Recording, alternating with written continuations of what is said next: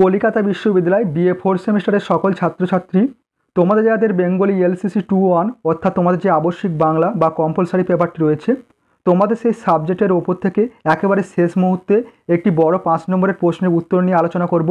প্রশ্নটির জন্য তোমরা অনেকে কমেন্ট করে জানিয়েছিলেন, এই প্রশ্নটির উত্তরের জন্য তোমরা অনেকে কমেন্ট করেছিলে, তাই তোমাদের রিকোয়েস্টে তোমাদের একেবারে শেষ মুহূর্তে তোমাদের এই প্রশ্নটির উত্তর নিয়ে আলোচনা করব।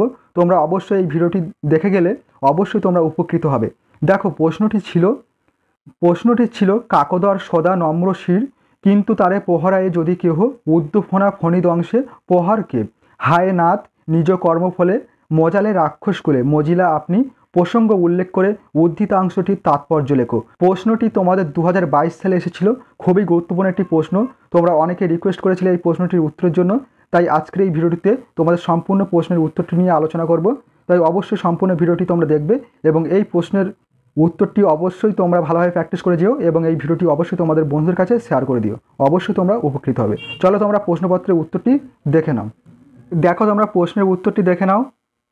প্রশ্নটি ছিল তোমাদের কাকদর সদা নম্র শির, কিন্তু তারে পোহরায়ে যদি কেহ উদ্দফনা ফণিদংশে পোহার কে, হায় নাথ নিজ কর্মফলে মজালে রাক্ষসকুলে মজিলা আপনি, প্রসঙ্গ উল্লেখ করে উদ্ধৃতাংশটির তাৎপর্য লেখো। এই প্রশ্নটি খুবই গুরুত্বপূর্ণ।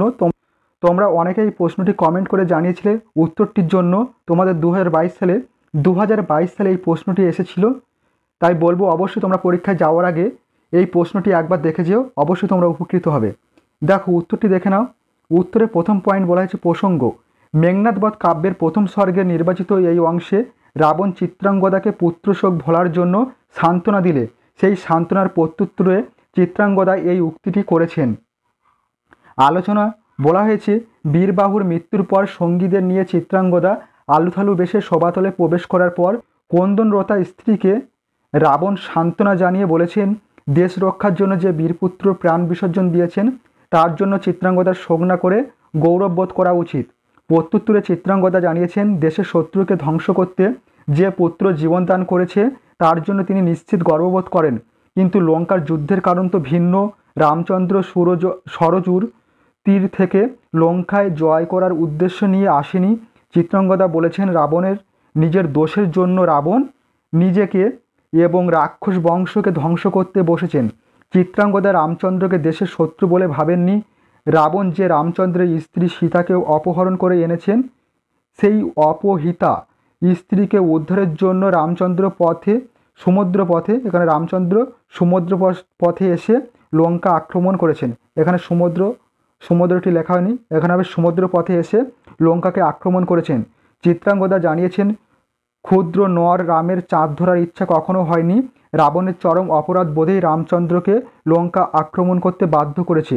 প্রহারক আঘাত করলেই নম্রশির সর্প ঊর্ধ্ব ফোনা তুলে প্রহারককে দংশন করতে যায়। রাবণকে প্রহারক এবং রামচন্দ্রকে ঊর্ধ্বফোনা ফণির সঙ্গে তুলনা করেছেন চিত্রাঙ্গদা।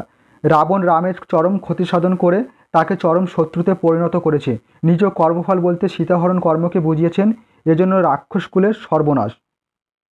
এই ছিল তোমাদের সম্পূর্ণ প্রশ্নটির উত্তর। তোমরা অনেকে এই প্রশ্নটির জন্য কমেন্ট করে জানিয়েছিলে, তাই সম্পূর্ণ প্রশ্নটির উত্তর নিয়ে আলোচনা করা হলো তোমাদের একেবারে শেষ মুহূর্তে। তাই বলবো অবশ্যই তোমরা পরীক্ষা যাওয়ার আগে অবশ্যই এই ভিডিওটি একবার দেখে যেও। অবশ্যই তোমরা এই প্রশ্নটির উত্তর তোমরা তোমাদের পরীক্ষা খাতায় অবশ্যই লিখতে পারবে খুব সহজেই। যদি তোমাদের এই প্রশ্নটি পরীক্ষায় আসে অবশ্যই তোমরা লিখতে পারবে। ভিডিওটি আজ এই পর্যন্ত। তোমাদের সঙ্গে দেখা হবে পরবর্তী ভিডিওতে। তোমাদের সকলের পরীক্ষা ভালো হোক সেই কামনা করি।